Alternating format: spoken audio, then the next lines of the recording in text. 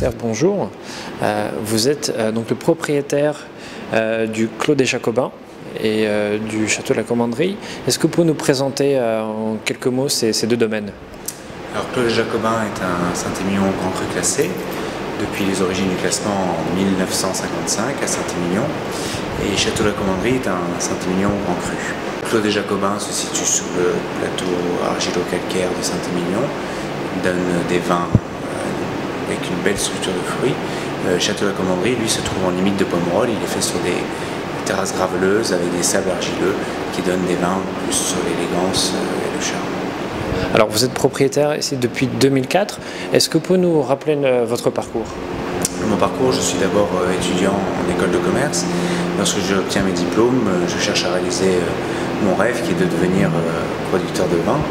Donc là, je me dis que la meilleure façon de confronter ce rêve à la réalité est de venir à Bordeaux pour travailler un peu sur le terrain, voir ce qu'il en est. Là, j'ai la chance de rencontrer le responsable de Château de Fiozal à Léognan à l'époque, qui m'a accueilli pendant 3 ans en tant qu'ouvrier agricole de vigne et de chai, ce qui m'a permis de découvrir un petit peu toutes les tâches de ce très beau métier.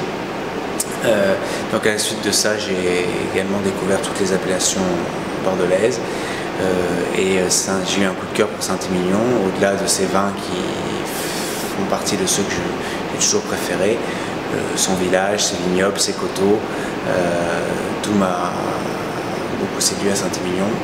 Donc à la suite de ça, j'ai cherché à investir dans le vignoble saint-émilionnais. Et j'ai eu la chance on a eu la chance avec mon père et mon épouse de croiser la route de Clos des Jacobins et de Château de la Commanderie. Quel est aujourd'hui votre objectif? Où souhaitez-vous amener ces deux propriétés?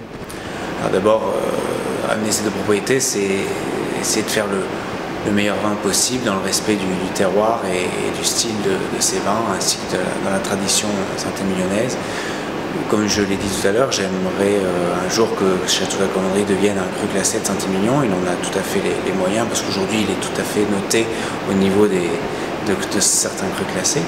Et j'aimerais que Clos des Jacobins, lui, monte dans la hiérarchie du classement et devienne un premier grand cru classé. Comment s'est passée votre installation à Saint-Émilion? Est-ce que c'est un endroit accueillant? Alors Saint-Émilion est véritablement une terre d'accueil. Dès qu'on est arrivé, nos voisins sont rapidement venus nous voir pour déjà nous accueillir et nous proposer leur aide. Nous avons aussi la chance d'être aidés par Hubert de Boire, propriétaire de Château Angélus, pour la culture de la vigne et les vinifications. Hubert de Boire qui nous a ouvert beaucoup de portes à Saint-Émilion, parce que c'est un personnage, un illustre personnage de la cité. Donc aujourd'hui, on vit à Saint-Émilion, sur le Clos des Jacobins, et on s'y sent très bien,